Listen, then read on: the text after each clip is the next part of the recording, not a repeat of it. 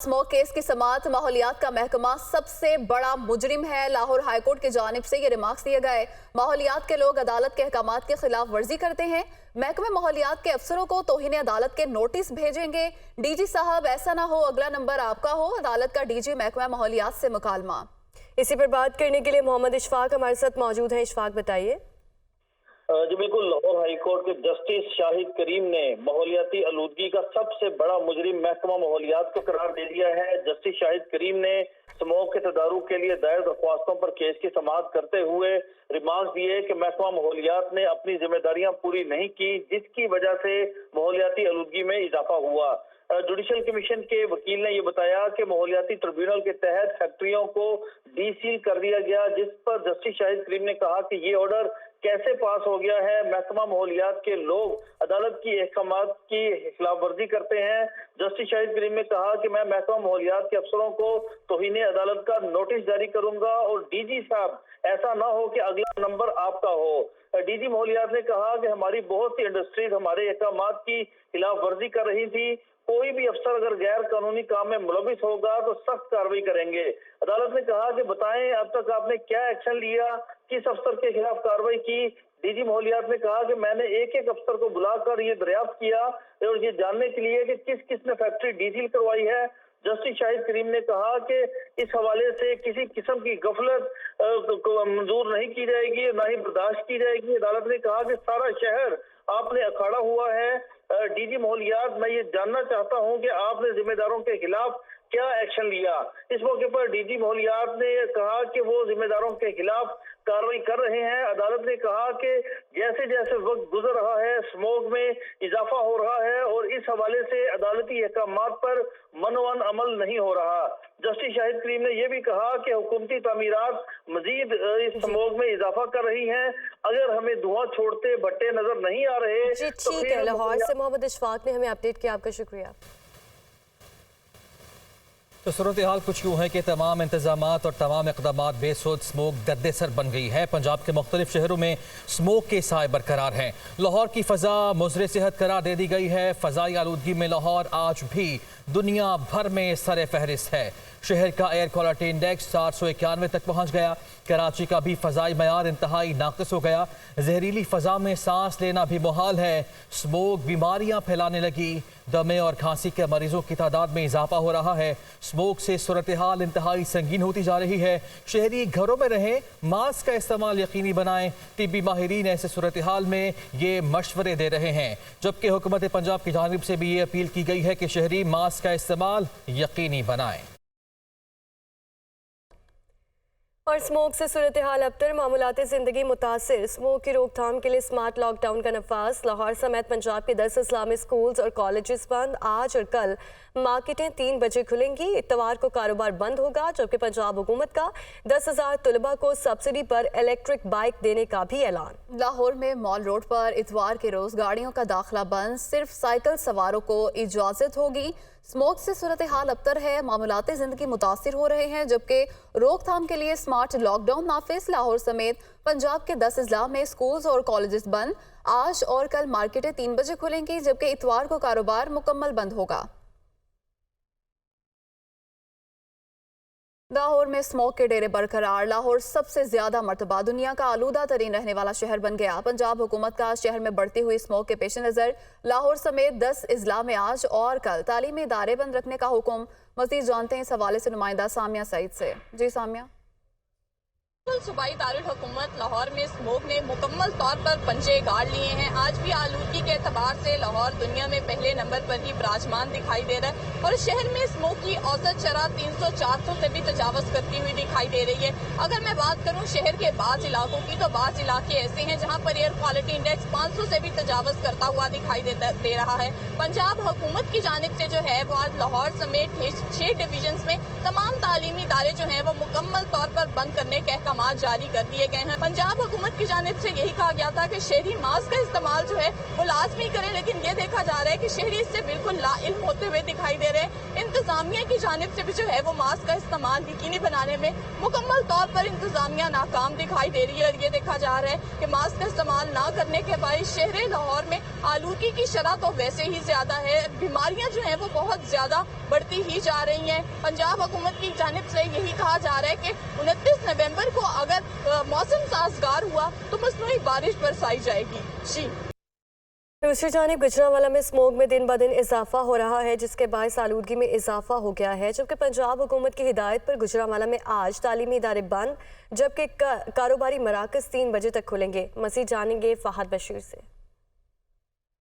गुजरांवाला में भी स्मोग में दिन ब दिन इजाफा होता जा रहा है। एयर क्वालिटी इंडेक्स जो है वो 300 से बढ़ गया है, जिसके बायस फ़ज़ाई आलूदगी में इजाफा हो गया है। और शहरी ख़ास तौर पर जो मोटरसाइकिल सवार हैं उन्हें दौरान मोटरसाइकिल चलाते हुए काफ़ी दुश्वारी का सामना करना पड़ रहा है। आंखों में जो है वो जलन का एहसास होता है, सांस लेने में जो है वो दुश्वारी पेश आ रही है, जिस पर पंजाब हुकूमत की हदायत के बाद गुजरांवाला में भी जो है वो स्मार्ट लॉकडाउन का नफाज कर दिया गया है। जिसके बायस आज गुजरांवाला के तमाम सरकारी और निजी तलीमी अदारे जो हैं वो मुकम्मल तौर पर बंद रहेंगे। इसके साथ साथ जो मार्केटें बाजार हैं वो दोपहर 3 बजे तक बंद रहेंगी। इस सिलसिले में टीमें भी तश्कील दी गई हैं जो खिलाफ वर्जी करने वालों के खिलाफ कार्रवाइयां भी करेंगी। डिप्टी कमिश्नर गुजरांवाला का ये भी कहना है कि जो धुआं छोड़ने वाली फैक्ट्री हैं उनके खिलाफ भी कार्रवाई की जा रही है। इसके अलावा खटारा गाड़ियों के खिलाफ भी कार्रवाई अमल में लाई गई हैं। उनके जो ड्राइवर्स हैं उनके खिलाफ मुकदमात भी दर्ज किए गए हैं। शहरियों से भी ये अपील की गई है कि शहरी इस सिलसिले में इंतजामिया से ताउन करें ताकि जो स्मोक से फैलने वाली बीमारी है उससे वो महफूज रह सके। जी तो पंजाब में स्मोक की सूरत हाल इंतहाई संगीन हो गई है, जिससे छुटकारे के लिए मसनूई बारिश बरसाने पर गौर किया जा रहा है। बारिश बरसाने के लिए बादलों पर खुसूसी केमिकल्स छिड़काए जाते हैं। तफसीलात बता रहे हैं लाहौर से सुहेल कैसर अपने रिपोर्ट में।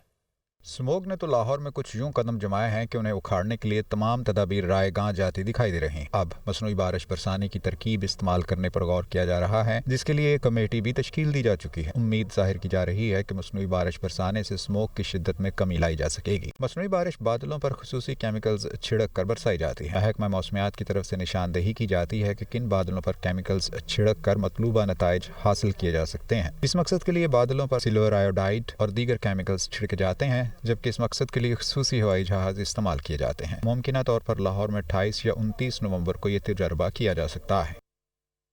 खबरों का सिलसिला आगे बढ़ाते हैं। अभी खबर है कि मुल्की मईशत में बेहतरी के समरात, स्टॉक मार्केट में एक और तारीख रकम हुई है। स्टॉक मार्केट में जबरदस्त तेजी का रुझान 59,000 पॉइंट्स की हद अबूर कर ली है। स्टॉक मार्केट ने ट्रेडिंग के दौरान 100 इंडेक्स में 557 पॉइंट्स का इजाफा हुआ है। 100 इंडेक्स 59,456 पॉइंट्स पर ट्रेड कर रहा है। तफसीला जान लेते हैं। कराची से हमारे नुमाइंदे हमाद आलम हमारे साथ मौजूद हैं। हमाद, आगाह कीजिए। जी, स्टॉक मार्केट में हम देखें कि इन्वेस्टर्स जबरदस्त मसरूफ है शेयर की खरीदारी में और मार्केट आए रोज अपनी नई बुलंदी को रिकॉर्ड बना रही है। इसकी सबसे बड़ी वजह यह है कि इन्वेस्टर्स बहुत उम्मीद है आने वाले दिनों से। और इस वक्त जो निगरान हुकूमत है जो उसने इकदाम की मईशत को दस्तावेज करने के हवाले से, या इसके अलावा ये देखें कि मईशत में जो इस्लाहात लेके आ रहे हैं, जैसे आप गैस सेक्टर में देख लें या तवानाई के शोबे में देख लें, तो वो इस तरह के इन्वेस्टर को ये उम्मीद है कि निगरान हुकूमत जो इकदाम दे रही है, जो मईशत एक कुछ अर्से कबल डिफॉल्ट का शिकार होने जा रही थी, उसको बचा लिया गया। ना सिर्फ बल्कि आने वाले दिनों में मईशत में मजीद बेहतरी के आसार नजर आ रहे हैं। इन्वेस्टर का तवक्को ये है कि एक सबसे बड़ा फैक्टर कि जो IMF डील हुई है अभी दोबारा, तो साथ इसका तवक्को है कि जो बोर्ड का इजलास होगा उसके तकरीबन $70 करोड़ की मंजूरी होगी। और इसके बाद ही जो दीगर है, वर्ल्ड बैंक है, ADB है या एशियन इंफ्रास्ट्रक्चर बैंक है, वहां से मजीद जो है $1.5 अरब पाकिस्तान को मिल जाएंगे। तो ये मजीद कर्जों की राहें खुल जाएंगी और पाकिस्तान का जो बैलेंस ऑफ पेमेंट है, या जो हमें जो सबसे बड़ा चैलेंज था कि गैर मुल्की अदायगी और वसूली का फर्क था, उसको कम करने में काफी मदद मिलेगी। और दूसरा एक बड़ा फैक्टर ये है कि अब ये भी तवक्को की जा रही है कि शरह सूद में कमी होगी।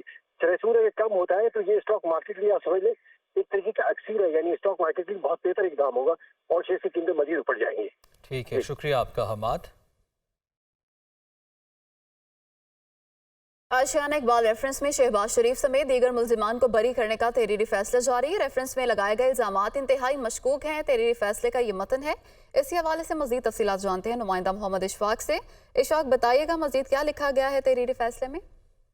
जी बिल्कुल, लाहौर की एहतसाब अदालत ने साबिक वज़ीर आज़म शहबाज शरीफ, आहद खान चीमा समेत 10 मुल्ज़मान को आशियाना हाउसिंग स्कैंडल से बरी करने का तहरीरी फैसला जारी कर दिया है। एहतसाब अदालत के जज मलक अली ज़ुल्करनैन ने 59 सफ़ात पर मुश्तमिल तहरीरी फैसले में लिखा कि शहबाज शरीफ समेत 10 मुल्ज़मान पर रेफरेंस में लगाए गए इल्ज़ामात इंतहाई मशकूक हैं। मुल्ज़मान के खिलाफ मुस्तकबिल में भी इल्ज़ामात साबित होने का कोई इम्कान मौजूद नहीं है, जबकि सप्लीमेंट्री इन्वेस्टिगेशन रिपोर्ट और गवाहों के बयानात का खासा ये है कि तमाम मुल्ज़मान के खिलाफ कोई सबूत नहीं मिले और इसी बुनियाद पर साबिक वज़ीर आज़म शहबाज शरीफ, आहद खान चीमा समेत दीगर 10 मुल्ज़मान को इस मुकदमे से बरी किया जाता है। इसके साथ साथ एहतसाब अदालत के जज ने तहरीरी हुक्म में यह भी लिखा कि इस रेफरेंस में प्रोसिक्यूशन अपना केस साबित नहीं कर सकी और इसी बुनियाद पर इस फैसले की copy deputy prosecutor general Punjab को अरसाल की जाती है, जबकि गवाह आरिफ मजीद के बयान के मुताबिक साबिक जी इशफाक, बहुत शुक्रिया, आपने तफसीलात से आगाह किया। इलेक्शन कमीशन के तोशाखाना रेफरेंस के फैसले के खिलाफ अपील। चेयरमैन पीटीआई की अपील वापस लेने की दरख्वास्त पर जल्द फैसले की मुतफारिक दरख्वास्त पर समाअत। काफ़ी सारे मामलात एक साथ चल रहे हैं। Chief justice Islamabad high court की जानिब से कहा गया। मोहम्मद इमरान अपडेट करेंगे। जी इमरान बताइए। जी, इलेक्शन कमीशन की जानिब से तोशाखाना केस पर जो इब्तदाई फ़ैसला आया था और जिसकी रोशनी में ये सारा तोशाखाना ट्रायल भी चला और फिर चेयरमैन पीटीआई को सज़ा हुई थी, तो इलेक्शन कमीशन के इस फैसले को चेयरमैन पीटीआई की जानिब से इस्लामाबाद हाई कोर्ट में चैलेंज किया गया था। ताहम बाद में इसी नौइयत की एक दरख्वास्त लाहौर हाई कोर्ट में भी सामने आई। वहाँ पर अदालत की जानिब से 5 रुकनी बेंच बनाया गया था, तो इसलिए चेयरमैन पीटीआई ने यहाँ इस्लामाबाद हाई कोर्ट में ये दरख्वास्त दायर की थी कि हम इधर से अपना इलेक्शन कमीशन को चैलेंज करने की जो दरख्वास्त थी वो वापस लेकर लाहौर हाई कोर्ट में इस दरख्वास्त पर पैरवी करना चाहते हैं। काफ़ी लेंथी इस पर आर्गूमेंट्स हुए और ये पूरा 2022 जो है तकरीबन इसमें गुजर गया और सितंबर में इस दरख्वास्त पर फैसला महफूज किया गया था, जो अभी तक नहीं सुनाया गया।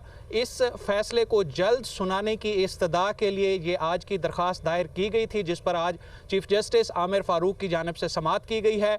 और जब ये समाअत का आगाज़ हुआ तो बैरिस्टर गौहर रोस्ट्रम पर आए, उनको बोलने का मौका ही नहीं मिला। साथ ही चीफ जस्टिस की जानिब से ये कहा गया कि थैंक्स फॉर रिमाइंडर, काफ़ी सारे मामला चल रहे हैं, तो इंशाल्लाह नेक्स्ट वीक में आपकी इस दरख्वास्त पर फैसला जारी कर देंगे। अब इस अर्ली आर्डर सुनाने की जो दरख्वास्त थी इसको डिस्पोज ऑफ कर दिया गया है और तवक्को ये है कि आइंदा हफ्ते में जो इलेक्शन कमीशन के फैसले को चैलेंज करने की दरख्वास्त वापस लेने की इस्तदा थी उस पर फैसला सुना दिया जाएगा। जी ठीक है, मोहम्मद इमरान ने हमें अपडेट किया, आपका शुक्रिया।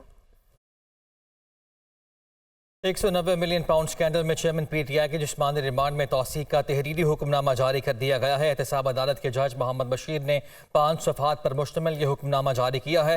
डेप्यूटी प्रोसिक्यूटर जनरल नैब सरदार मुजफ्फर अब्बासी ने मजीद 10 रोज़ा जिस्मानी रिमांड की दरख्वास्त दी थी। तफसीलात जान लेते हैं। रिजवान काजी इस्लामाबाद से हमारे साथ मौजूद है। रिजवान, आगाह कीजिए। जी, एहतसाब अदालत इस्लामाबाद के जज मोहम्मद बशीर ने चेयरमैन पीटीआई के 4 रोज़ा जिस्मानी रिमांड के तौसीक का हुक्मनामा जारी किया है। 5 सफ़हात पर मुश्तमिल तहरीरी हुक्मनामा में अदालत का कहना है कि डिप्टी प्रोसिक्यूटर जनरल नैब सरदार मुजफ्फर अब्बासी ने मजीद 10 रोज़ा जिस्मानी रिमांड की दरख्वास्त दी। नैब ने बताया कि अली जफर एडवोकेट नैब की तलबी पर 23 नवंबर को नैब दफ्तर में पेश हुए और उन्होंने मुतलका रिकॉर्ड नैब को फराहम किया। अली जफर ने 24 मार्च 2021 के मुआहदा का रिकॉर्ड भी नैब को फराहम किया। कौमी खजाने को मुंतकिल होने वाली रकम से मुतल्लक तफ्तीश करना है। तफ्तीश को मुकम्मल करके केस को हतमी नतीजे तक पहुँचाने में मजीद रिमांड दरकार है। दौरान समाअत वकला सफाई ने मजीद रिमांड की मुखालफत की और 2 लेटर अदालत को पेश किए। एक लेटर 6 नवंबर 2019 का था, जो मशरक बैंक से जो रकम ट्रांसफर हुई उससे मुतल्लक है, जबकि वकला का ये भी कहना था कि चेयरमैन पीटीआई का रकम की मुंतकिली से और 240 कनाल अराजी की मुंतकिली से कोई सरोकार नहीं है। चेयरमैन पीटीआई के 2 कैंसर अस्पताल बनवाए, तीसरा अस्पताल कराची में बन रहा है। नायब हुकाम ने कहा कि अली जफर की जानब से फराहम किए गए रिकॉर्ड की जांच पड़ताल के लिए मजीद रिमांड की जरूरत है। अदालत ने नायब हुकाम की इस्तदा मंजूर करते हुए ये कहा कि 10 के बजाय 4 रोज़ा जिस्मानी रिमांड देते हैं और इस 4 रोज में तफ्तीश मुकम्मल बाकायदा इसका हुक्मनामा भी जारी कर दिया गया है। शुक्रिया आपका रिजवान। आलमी दबाव के असरात 48 रोज़ बाद गजा में आरजी जंगबंदी का आगाज़। माहिदे के तहत पहले मरहले में 13 इसराइली यरगमाली रिहा किए जाएंगे। 4 दिन में 50 इसराइली रिहा होंगे। हमास के कब्जे में 237 से जायद इसराइली यरगमाली मौजूद हैं। आरजी जंगबंदी के बाद लड़ाई नई शिद्दत से शुरू होगी। यरगमालियों की रिहाई के लिए मजीद दबाव डालेंगे। जंग मजीद 2 माह तक जारी रह सकती है। इसराइली वज़ीर दिफा की ये धमकी दी गई है। आलमी दबाव के असरात 48 रोज़ बाद गजा में आरजी जंगबंदी का आगाज़ कर दिया गया है। माहिदे के तहत पहले मरहले में 13 इसराइली यरगमाली रिहा किए जा चुके हैं। Welcome back. अवामी मसाइल की बात की जाए तो अशाए खुरनोश की कीमतों में आए रोज़ इजाफे ने आवाम का जीना मुहाल कर दिया है। महंगाई के सताए आवाम को फल, सब्जियां और दालें भी अब मजीद महंगी लगने लगी हैं।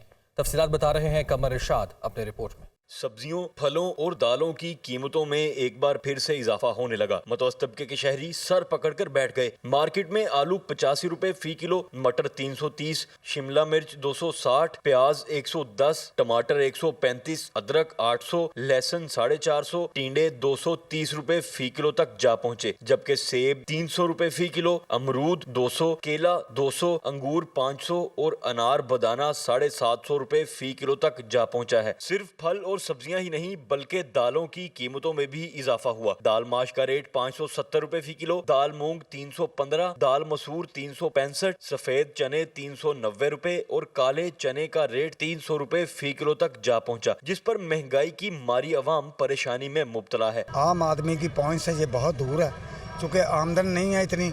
जो सब्जियों के रेट है, ये दालों के रेट है, ये तकरीबन गोश्त के बराबर ही हो गए हैं, तो इसलिए आम आदमी का इसका खाना बहुत मुश्किल हो गया। सब्जियां वगैरह जो हैं उनके रेट भी जो है ना गोश्त की तरह बढ़ते ही जा रहे हैं, वो मैनेज नहीं कर सकता, आम आदमी तो कर ही नहीं सकता। घर के खाने के लिए 1 रुपया भी नहीं होता। रात को किसी से 100-200 रुपया लेके कोई सालन ले लिया। सब्जी लेना, खरीदना, कोई दाल, चीनी, आटा, करियाने का तो शक्ल नहीं हमने देखी। मतवसत तबके के शहरियों की कुव्वत खरीद से बाहर होती अशिया ज़रूरिया अवाम को दिन ब दिन परेशान किए हुए हैं। रोज बरोज बढ़ती महंगाई से तो शहरी परेशान हैं ही, लेकिन साथ ही साथ सब्जियों, फलों और दालों की बढ़ती कीमतों से 2 वक्त का खाना पूरा करने से भी कासिर हैं। कैमरामैन सदाम अली के साथ कमर इरशाद, दुनिया न्यूज़, फैसलाबाद।